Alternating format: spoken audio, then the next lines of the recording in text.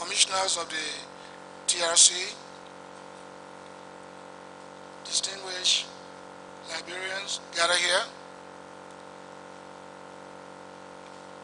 commissioners, paramount chiefs, elders who arrived early this morning from Nimba County,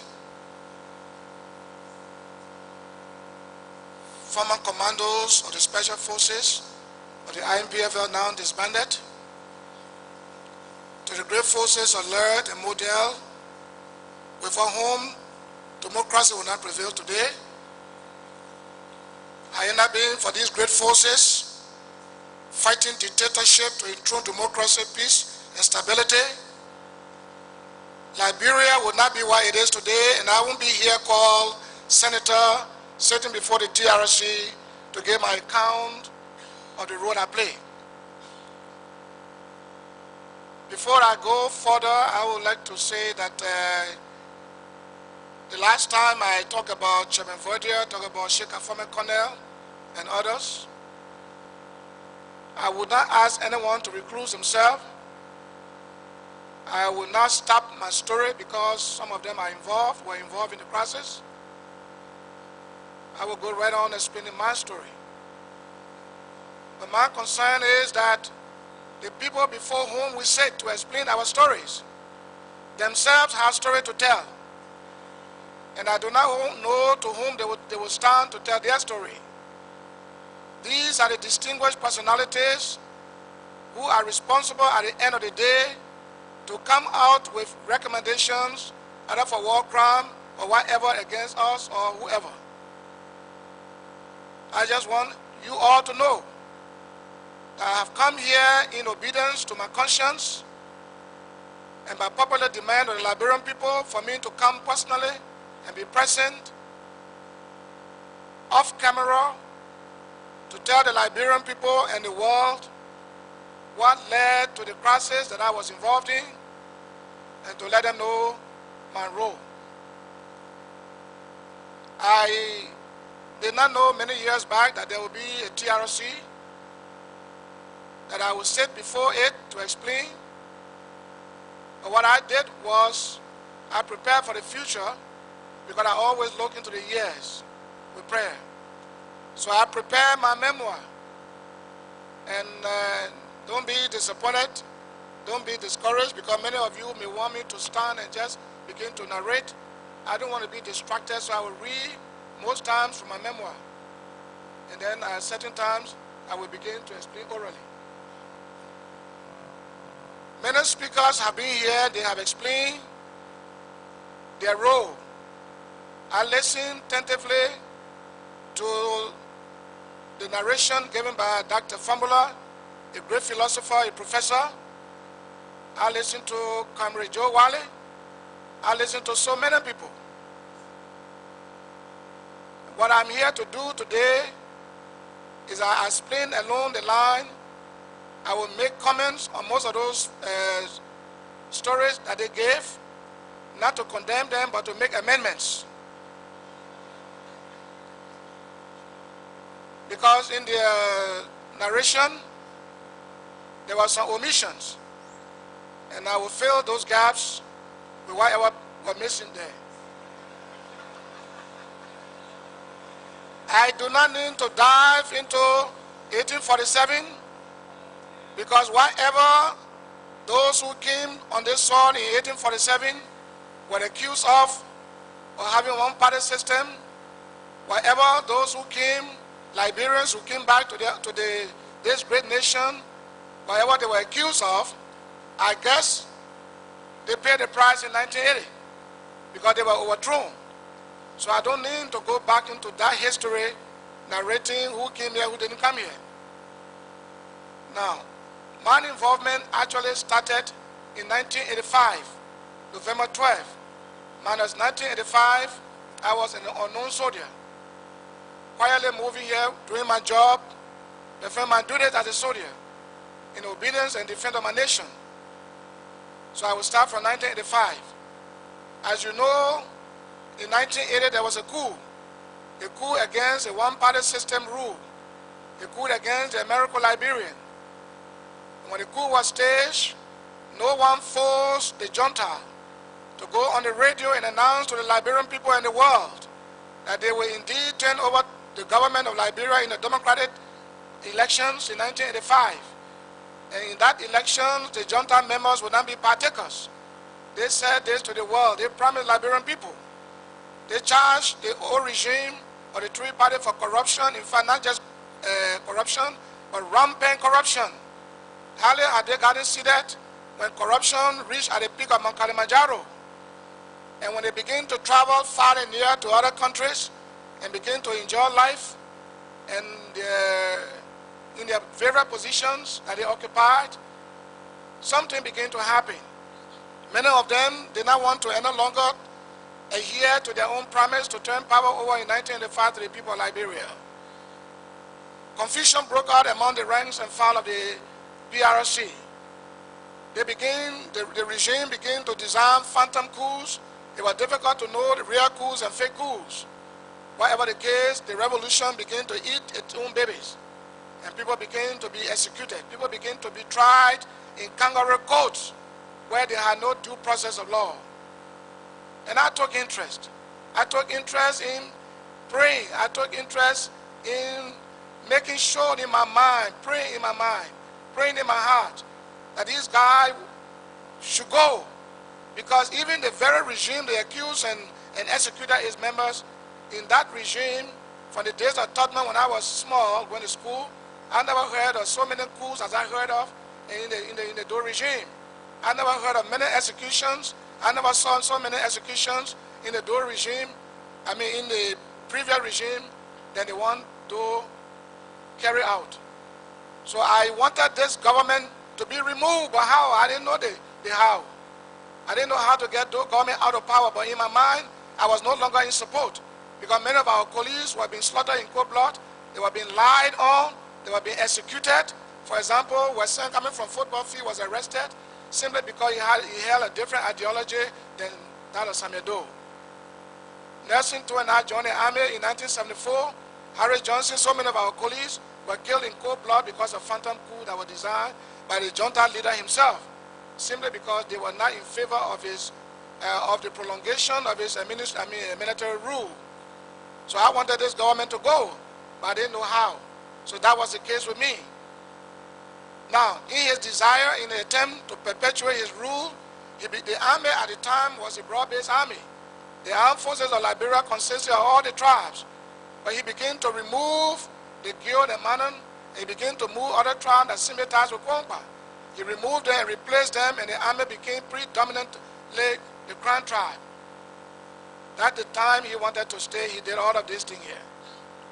As time went on, he suspected Kwangpa being a brave man, being a great man, most popular in the revolution among his colleagues, among the people of Liberia. They admire him. He transferred General Kwangpa from the position of a commanding general to that of the Secretary General, and Kwangpa refused. And that brought problem between Dole and Kwangpa's life was very threatening. Kwangpa had to go to America. He went abroad. He left the country because his life was threatened. Kwangpa remained in the United States until Dr. Fambula, Harry Greaves, and Philip, and so many of them. They went to America and they encouraged Kwangpa to come back. His wife, Tala, was very scared. And they told her that Kwangpa will not die, your husband will not die. We will make sure that he removed the government and you will return home, because where you are in the United States is not your home. And they encouraged his wife, Tala, Mrs. Kwangpa, to let the husband go. It was 1985, November 12, that Kwangpa finally came to Liberia. At that time, I was in the Ministry of National Defense, G2 Office, Chief of Operation, Chief of Defense Intelligence for Operation.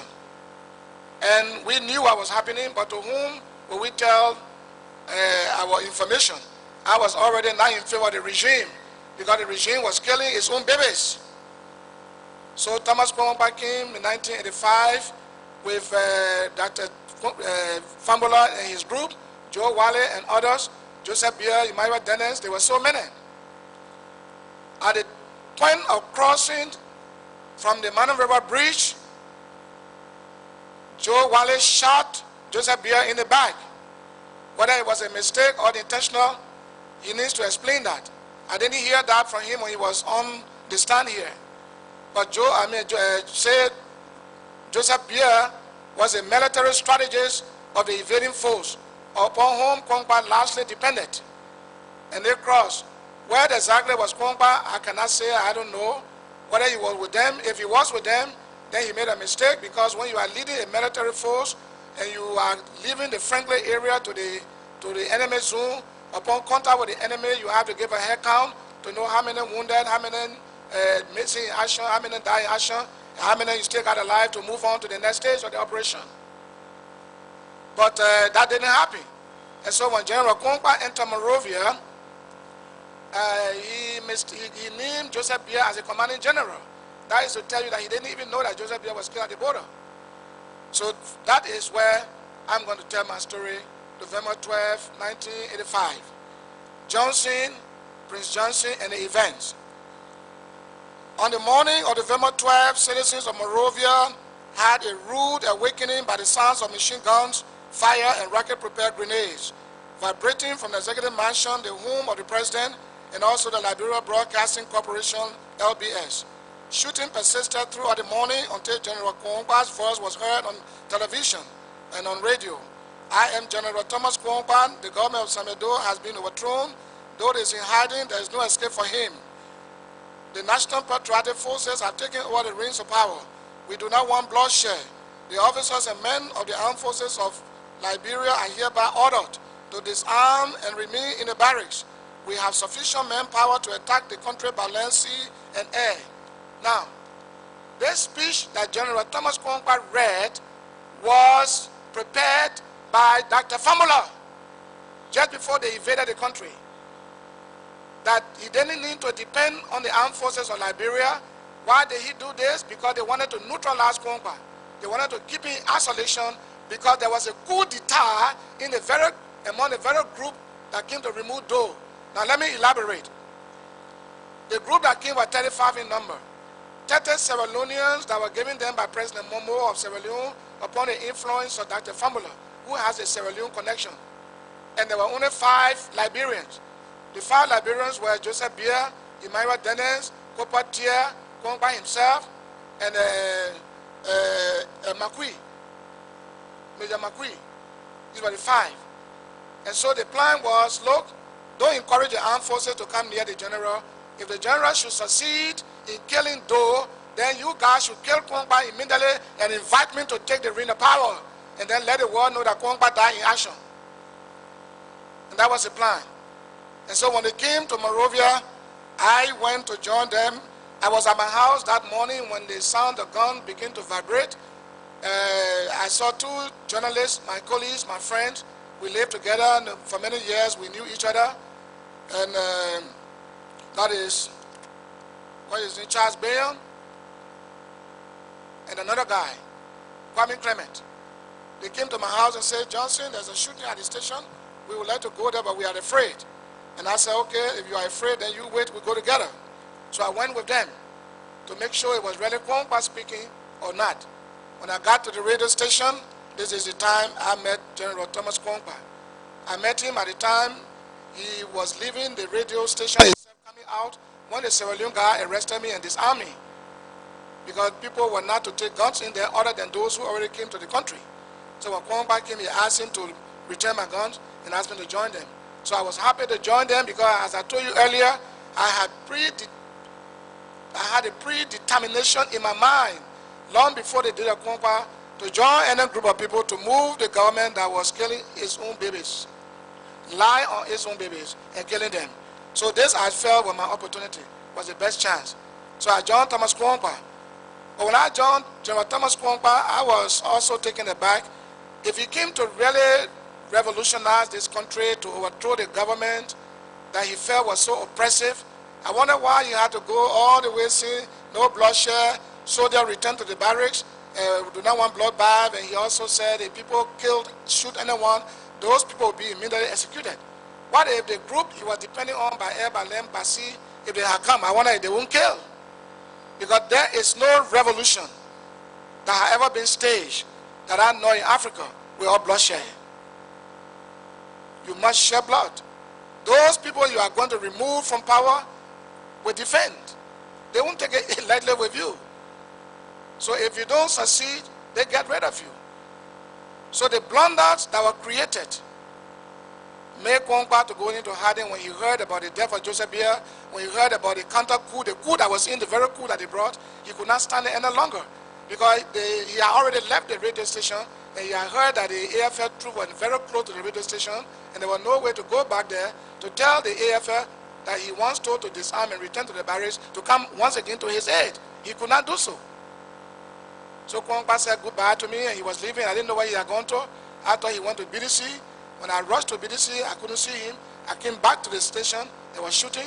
Then I left to go to the 72nd to get the ammo personnel carrier because I can drive it. And I got one good guy to shoot a 50 caliber that was mounted there. And I went with one guy they call Rabel Ratti. He's always with Ambassador George Weir. We both went together in the car. He drove the car. When we got there, I took one of the grenades I had on me and I put it in my pants. I was taking a risk because if the pin had dropped, I would be blown out. But I had it there. And so when we got to the 72nd, we saw the soldiers standing up, very quiet looking, and the place was so silent. And I asked for Lieutenant Glenn. Lieutenant Glenn was the one that General Kwangba named that morning as the commanding officer of the 72nd Battalion. So when I went in, he was sitting behind his desk, and soldiers surrounded him, and I thought they were the bodyguards. And I told him, Lieutenant Glenn, I'm here, the radio station is on fire. I want to recapture it. I can regroup the AFL and capture it. But he couldn't answer me. He was just sitting down. I did everything to communicate with him, whatever way, no way. Then I suspected something was happening. By the time I could come out, the soldier grabbed me right at the door. They took off my shirt and took off my boots. And Mark Sharp, you all know Mark M. Sharp, Colonel Mark Sharp. He was there with Colonel Peter Solo, and they were arguing about themselves. Some said, let's shoot this man, and the others said, no, this man, when we Kwangba in the morning, we saw this man, if we kill him, we wouldn't know where Kwangba is hiding. Let us not kill him. He will have to explain detail of how the invaders came. So they were arguing, and somebody said, look, let's handcuff the man. And then I just showed my hand like this, and they handcuffed me in the front. A handcuff that had no key, no one there had a key. It was only one soldier that had a handcuff, and they handcuffed me in the front, and that was it. And Peter Solo said, look, let's take the man to Camp Shuffling and have him executed. Then Marshall said no. Marshall and Peter Solo said no, let us take the man to BDC, put in the stockade, and then tonight we will do his job. That means to kill me at midnight. So they put me in the ammo personnel carrier, and with soldiers on top. And we drove from 72nd through Ghana's Way, through the Freeport area, and we got to the bridge, Tucker Bridge. And when we crossed the bridge, I thought we were going straight to BDC. They too were afraid because they didn't know what was ahead of them. So we went to Slipway. I did not know that the AFL had a branch established there by Colonel Mark Sharp. So they took me there, and he got down with few soldiers to go in the house to communicate to headquarters in BDC, with headquarters in BDC, whether the road, everything was quiet, whether BDC was under control of the AFL. He wanted to get the information. So as I was sitting there, the handcuff was matching my hand, going to my flesh. I put my hair up, trying to look at the Dove River so I could jump or and swim. And my heart was telling me, no, God was telling me, don't go there. My heart was telling me, don't go. You will not swim better with this cuff on your hand, and you will be killed. Just remain where you are. And I did. I went back into the tank. And Mark Sharp came out from the house, he got in the tank, and we drove to BDC. As we got from Lane Street, we went in the motor pool. He saw some soldiers whom he discovered that morning to be with Thomas Kwangba. And he stopped the tank and ordered the soldiers to come down and arrest the few soldiers that were there. Then as he got down, I put my hands in my pants. It was not very easy, but I did. And I took out the grenade and held the grenade in my hand. So as they came and got down, and the marshal came in the tank, other soldiers they arrested, they were on top of the tank, two came in the tank and joined me. Then as soon as I discovered they have gotten seated and they were about to pull up, I dropped the grenade right at the feet of Colonel Mark Sharp. And I said, grenade! And Marshall and his group opened the tank and fled for their life. And when they fled, I came out. Marshall is a living witness. He stayed alive. Many soldiers from BDC who know the story, they are here. Then I ran outside the gate, Motorpool gate, right on Lane Street there. There's a gas station there. At the back of it, there was a government toilet there with Red Cross. So I tried to jump over the fence 2-3 times. It was difficult. But then I saw the soldier running, because at the time when I ran away, the tank was parked right at the gate, at the entrance of the motor pool. So the soldiers who fled and took cover under the different cars far away from the truck, from the tank, could not come. They thought the tank would explode. But by the time they got to know that the tank would not explode, because the grenade, the pin was still there, they chased me. But then I had crossed over, jumping over the fence to go into Public Works compound by 5-something in the morning. And they managed to cross over. At the time it was a heavy raining day too. The ground was wet, it was raining heavily. And I was on one old dilapidated truck that had been there for years. And the only thing that divided the Public Works and the graveyard was just a fence. And the big drainage with water. So I stayed under the truck. And the soldiers came arguing among themselves, blaming themselves why they didn't kill me, and somebody led me to escape. If they had killed me, it would have been the best thing. Now they sent them to look for me. They were shooting all over the place. And there were noise of machine guns, live fires, and so forth. And I was just right there.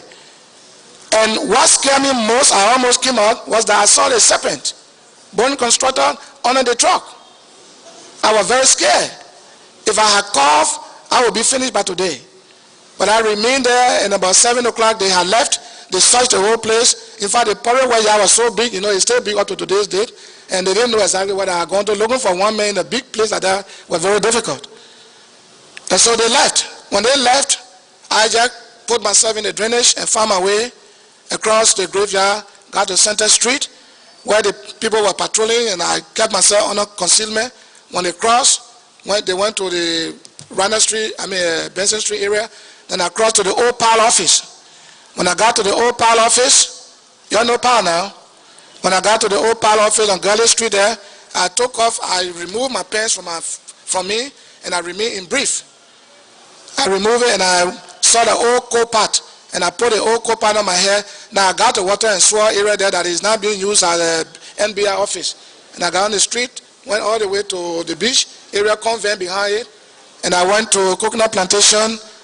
That person who saved me, I won't call the name for security purpose, but the crippled woman saved me. The crippled woman saved me. I went to the house that night, and the key she used to uncuff me was the key that the country people normally use for the old type of valise. She used that to uncuff me, and then said to me, "Stay here until daybreak." And I said, "If I stay here, all of you will be finished." Because Doe was on the radio announcing that wherever they will catch on a rebel, whoever in that area will be finished. So I told her I won't stay here. Now, her brother was up country. Her brother was in the army, I think in 10th Battalion, and he had his M16 A1 rocket launcher.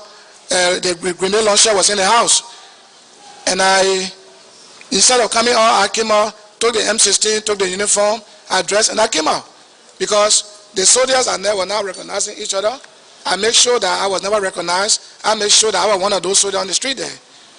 So I came home all the way, and then I knocked at my door, my mother's door. She was up country, and my sister came to the window, who was sick because they thought I had been killed that afternoon. The soldiers of the AFF from the mansion thought certainly they've killed me. They came to my house and collected my vehicle and other things. So they opened the door, and I went upstairs in the ceiling. The next morning, Doe was basically announcing on the radio they would do house-to-house search. So the people in my mother's house said, "Look, if you stay here, we all will die. You better go your way. If you stay here and refuse to move, we will show you." So my house was not too far from there, and I just went to my house. That day I took 6 bottles of small gold medal to get drunk, little bit to get out, and the 6 bottles of gold medal could not make me drunk. So all I had to do was I needed prayer. So I just prayed and walked out, and I went to my own house, and there I was in the ceiling. In the morning, I asked my wife to open the front door, open the back door, open the windows, and open the main door of the house. So soldiers will come, where an important person that is wanted for treason or somebody that is alleged is needed by government, wanted by government, is hiding, will not be open like that. It should be in a concealed place. But I was in the room there under the bed at time, the ceiling. The room will be open, the door outside open, the door back open, the window open, everything open. And I'm there. And the soldiers came after the month, almost a month, because I stayed in Liberia after December Christmas season like that. So I stayed there, and the soldiers came and told my wife, look, we know this man was not killed. We know he's brave. We know he's capable of coming back, regrouping. Your father is John Waki, Colonel John Waki. So your father is still with Doe, and this man you married John to John Rebel. So you better tell us what this man is. We are aware that you're telling the truth that he's not here. But if he does come here, let us know. Here is $500. So they gave my wife money to take care of the baby on the ground that if I came back, she should let them know. And I was right there hearing all they were saying. If a soldier had said, let's look under the bed, I would be finished by now. But I was right there. And I was not scared to shake. I didn't cough. And they left. When they left, I began to strategize how to leave Monrovia. At that time, the public works minister, I won't call his name, he had left for abroad for the foreign trip. And my uncle was driving for him in 1985.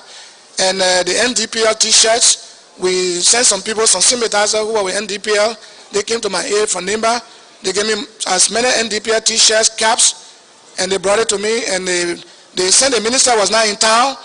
The driver brought a car to me, RAL. And we wore the t-shirt that morning by 7 o'clock in the evening after a month in Monrovia. And put more drinks in the car. And we began to go as NDPL partisans. So every checkpoint we waved to them and told them, thank you, victory over the invading foes. So we got to Salala, the maximum gate. We got there, I was very hungry, and I saw the lady that was roasting plantain.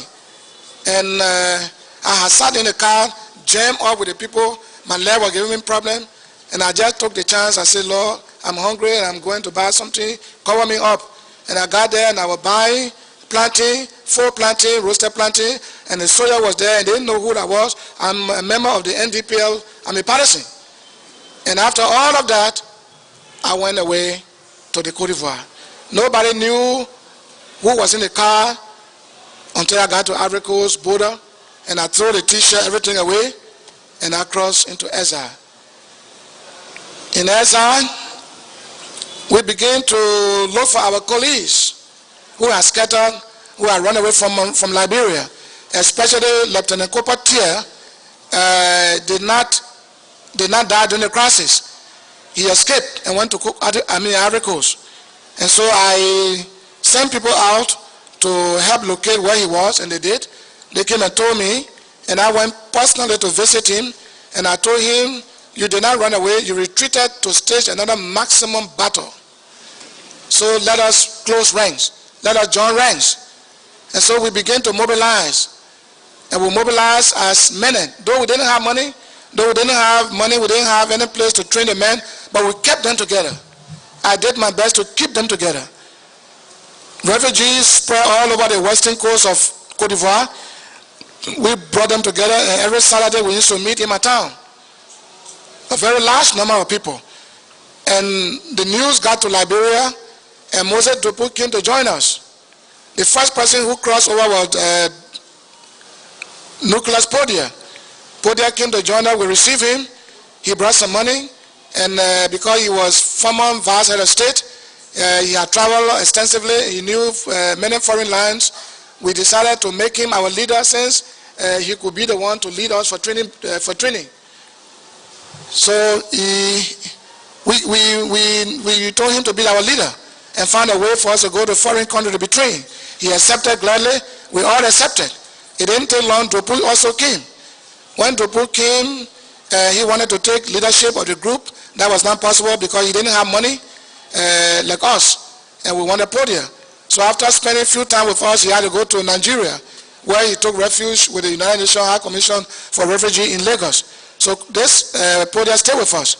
We were in Zouanwe, in Côte d'Ivoire. We went to Danale, and finally to Abidjan, where we met Tony King.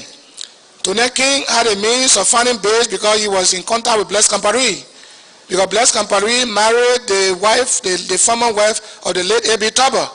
So he was connected there very closely. But he didn't want to make the contact for her, though he knew we were very brave guys, and many in number. But he didn't want to help us because he was not in conversance and not in favor of social indigenes, grouping and say they want to overthrow. He needed an American Liberian leadership. And he told us that, in fact, your in-law will soon be coming. Charles Taylor, though the jail Taylor in America, and though wanting to extradite him, we are trying to get him from America. We'll get Taylor from America. He married to your sister. All of you Nima people are your daughter. So will you accept Taylor when he comes? We said, fine. He said, when Taylor comes, then I will now open the door to lead you to places where you can quicker get training base and train and come and move Samedo. So we remained there, and we're asking how Taylor was going to be free. He said, well, there was a diplomatic arrangement that was being carried on by a few American Liberians, not all of them per se, and with the help of Ramsey Clark, the former Attorney General of the Supreme Court of the United States, we get him out. So Taylor did not break jail. Taylor did not break maximum jail. Taylor was let out with the purpose of coming to Liberia to join us to remove the dictatorial system. And so Taylor he got free, went through Mexico, other places, and came to Liberia. When he came to Liberia, he met us in the Côte d'Ivoire, and we dearly welcomed him. But we had not told Podia then that we didn't want him any longer, because he had the money but didn't know training base. He didn't have any direct contact. He needed to go around asking people, and we felt then that he didn't have that much contact. Now Taylor, who has come as our brother-in-law, were attached more important to our plight than anybody else. So we accepted Taylor, and he was with us. And while we were there, Taylor was still afraid of Podia, because Podia was still interested in making inroads in ensuring that training be provided wherever country he could find it. So what happened was that there was a guy among us they called William Obe. William Obe in Monrovia served as a bodyguard to Podia at his house. And so William Obe was with us. So Taylor told him, say, look, you know what? William said, no. Say you are washing Podia's clothes and you normally clean his house and you have the key. I'm going to invite Podia at my house here in Abidjan. And while I'm entertaining him, we are discussing about Liberia and the way forward. Go to the house, break the room, steal the bed with all the money and the passports, and destroy them. Bring the money to me later. Once you have the key, he wouldn't know that you broke it, because you would tell him that as I left from here to go, the house had already been broken into. So that was the strategy put in play by Mr. Taylor to incapacitate Podia. So that was done. And Podia cried bitterly because no passport, no money. At the last resort, he ended up in washing Madingo people dishes. That morning food they can face with rest water. Podia started washing. It was very, very bad. And Taylor did not want Podia to follow us. That was very bad. At the time, his plight declined seriously. Podia now decided to contact Victor Hager. That was the Lebanese man I mentioned here. Victor Hager, the late. And to say Podia came to overthrow, Podia didn't have money, he didn't have armies. I am seriously of the thought that Victor Hager may have contacted Doe for money business and told Podia, your former soldiers are grouped in your favor, they are at the border to help you come back home, to remove Doe. So when Podia crossed, they arrested him and said he came to overthrow. Podia did not come to overthrow. That was not the case. And so we put Podia out of the way. We Dropu also out of the way. We never saw Dropu again because he was in Nigeria. And we were left alone with Taylor and ourselves. And so Blaise Compaoré now decided to introduce Mr. Taylor to Blaise Compaoré. And after the introduction, Blaise Compaoré bought the idea. But Thomas Sankara was not in favor. And we didn't know that. We were not told while we were in Côte d'Ivoire that Blaise Compaoré, that Thomas Sankara was not in favor. We were not told. We didn't know. So a series of visits were made by Mr. Taylor to Ouagadougou And the end result was, okay, you can come. So they flew us in group by group, and we all gathered in Ouagadougou. When we got in Ouagadougou, when my group got there, my group was a fifth group. There were other guys there already.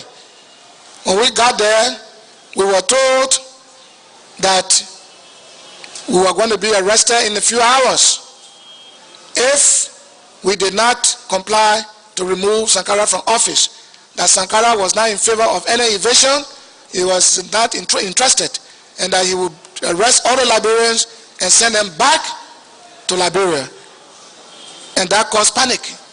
So the group, because Sankara was the president, Blaise Compaoré was the deputy head of state and commander of the poor barracks. The poor barracks consisted of the commando units that provided security for the mansion. So you see how it was very easy for Sankara to be removed.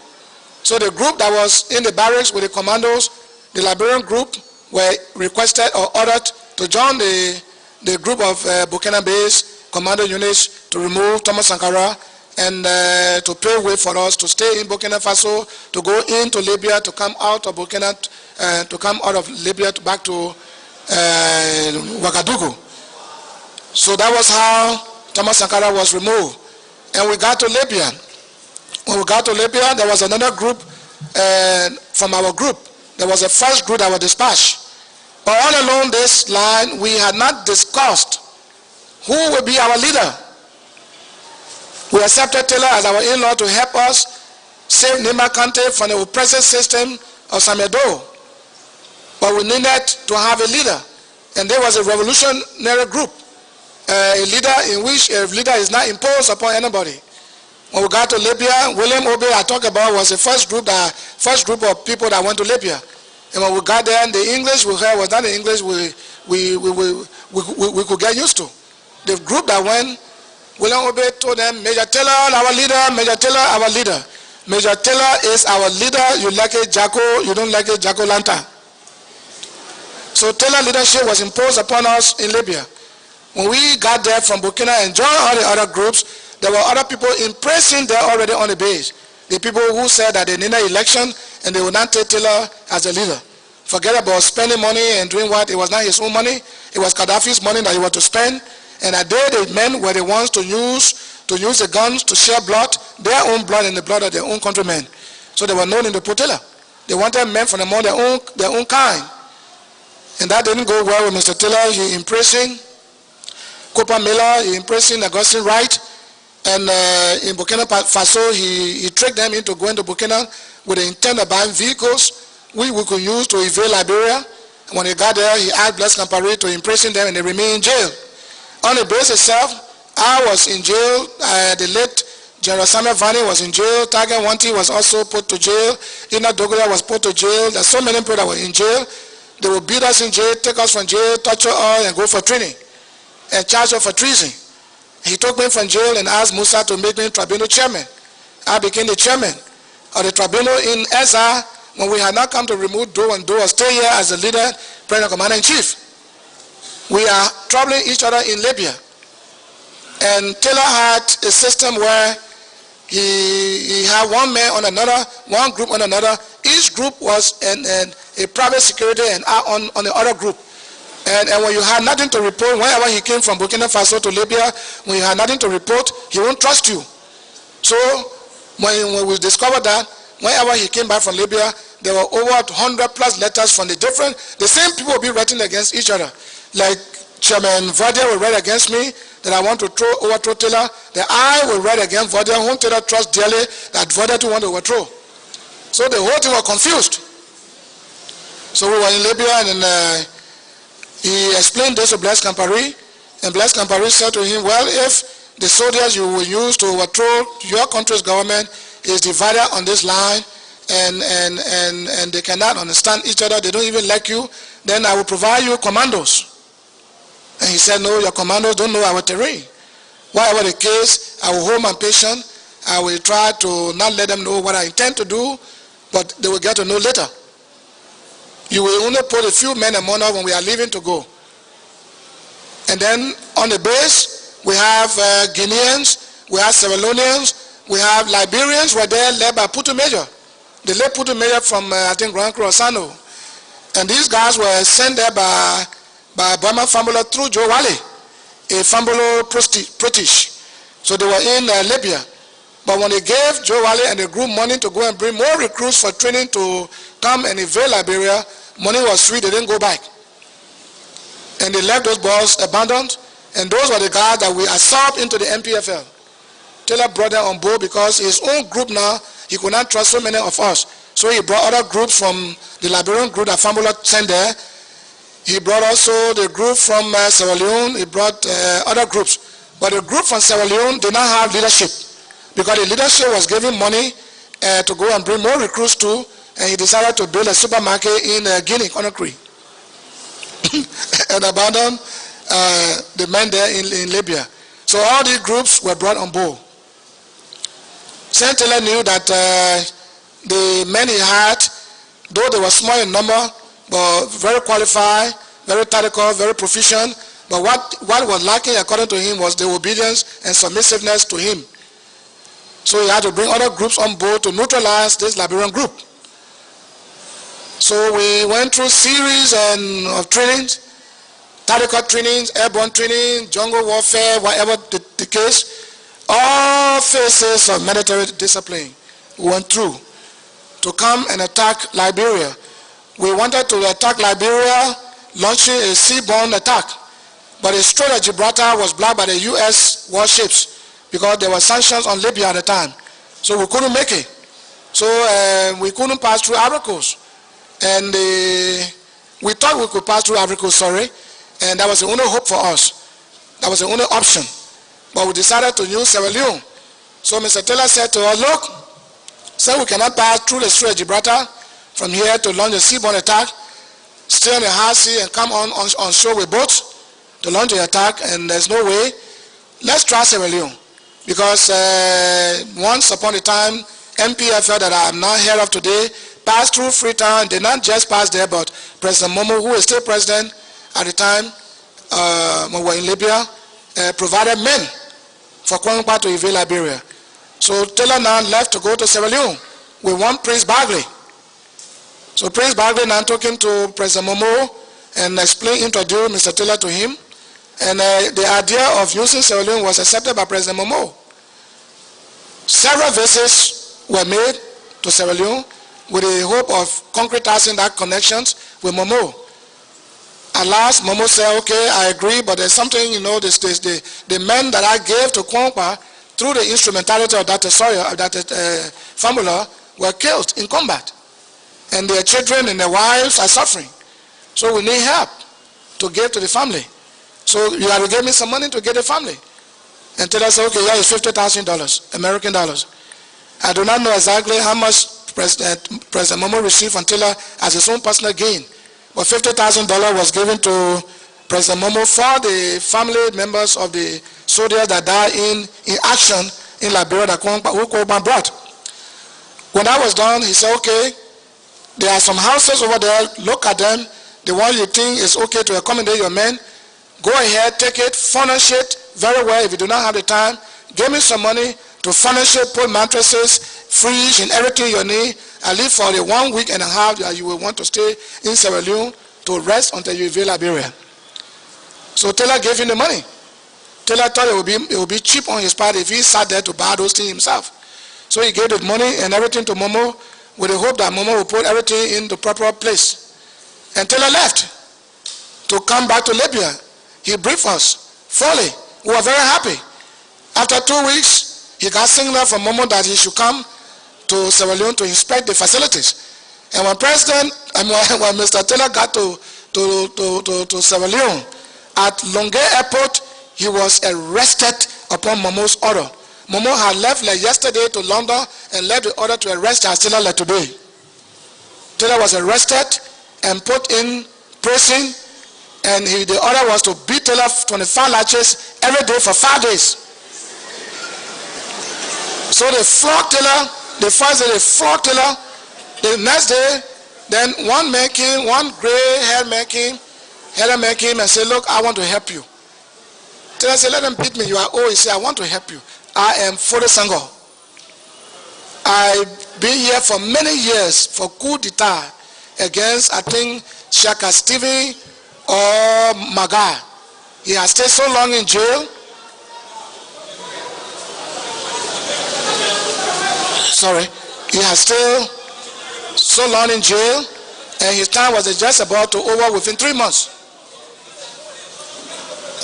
Is there any problem?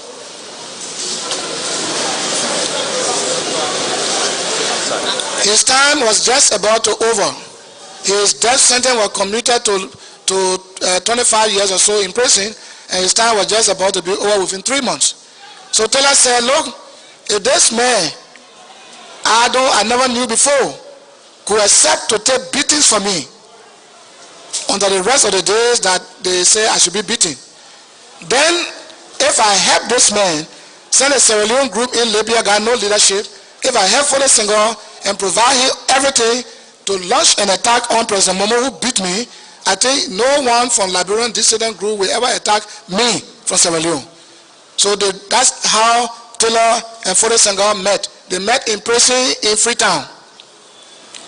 So when Taylor got free from jail, he came to us and took off his shirt. All of us cried, and all of us, that even increased our resolve to fight Momo. Because if you don't want our leader, if you do not want us to pass through your country, well, take the money, but why arrest him and beat him? So that was why Taylor, after 3 months, Foday Senghor got free, and I still asked him to do, went to Ivory Coast and met Tony King, who took him to Burkina Faso and John Taylor there. And then I introduced him to Blaise Compaoré, and that was the onward contact to President Muammar Gaddafi. So he now, Foday Senghor now took possession of the troops, the group that were left behind, whose leader had gone to Guinea and opened a supermarket and abandoned his fighting force. So that was a connection between Taylor and this man. So after that, we remained in Libya for almost 9 months. We stayed so long, got no place to pass. So arrangements were made again by Taylor. This time he told us, I have contacted 1st Battalion, 6th Battalion, that is Bombing Hills and Shuffling, and they are all eager to receive our first batch of fighting men. And they will launch the attack in Monrovia while we launch from the border. In fact, the weapon to be used from the border side are already been dispatched on the Liberian side from Ivory Coast, but with a bootro. So when you cross, the day you get ready to cross, we'll show you what the weapons are. Meanwhile, these guys are going to Monrovia. Not knowing, Taylor lied. He made no contact with Camp Shuffling. He made no contact with Bombing Hills. Those guys he sent forward were the guys that did not like him, were the guys who opposed him, who said they did not want Taylor because he was self-centered, that he was interested in using the Guiana people to overthrow the regime of Do to take power by force and remain as a leader indefinitely until death. So those guys were the ones he sent to Monrovia, and they were arrested in Monrovia, televised, and today is history. Where they are, we cannot say. So for us who left behind, Taylor told us, I was a planning and training officer. He told us, and William Obe was a battlefield commander. He led us to the border that early morning and said, cross on a bamboo raft, and cross there on the Liberian side, you will see guns. And some crossed and began to look for the guns. They couldn't find. They went all the way on the road looking for the guns, and then we crossed. There were absolutely no guns. Taylor lied. He made our lives vulnerable. Had the AFL soldier been there that day, this would be all history. So some of the soldiers who went looking for the guns ahead on the road returned to the riverside and said they were not going because there were no guns. And when they crossed to go to Taylor, to where he was standing when we crossed, Taylor had gone back to an unknown destination, either to Jeroy or to Burkina. Where he was, we didn't know. So I said, for me, I am not going back. Because I don't see Taylor being a good leader. I don't see Taylor being a good leader. I see Taylor being so oppressive. Taylor was a scary man. A man who scared cannot lead this country.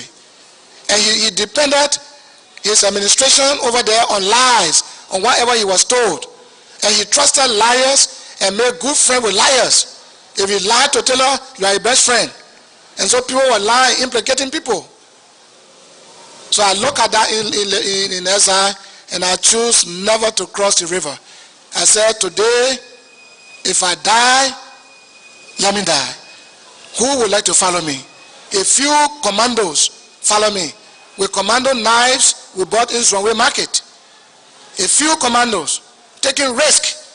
The risk that we took and installed interim government of Dr. Sawyer. And later, they begin to call us names. We attacked this country with limited weapons that were not previously with us, except knives. We got to Buto, Christmas Eve, about going to 6 in the morning, and we saw a Muslim man going to the mosque. And I sent a few guys to bring him over to us. And when he saw those guys, he thought they were coming from the nearby town. And they called him to us. He didn't know we were all there in hiding among the bushes. And he came and we said to him, we are here to take over this town. Where is the commanding officer?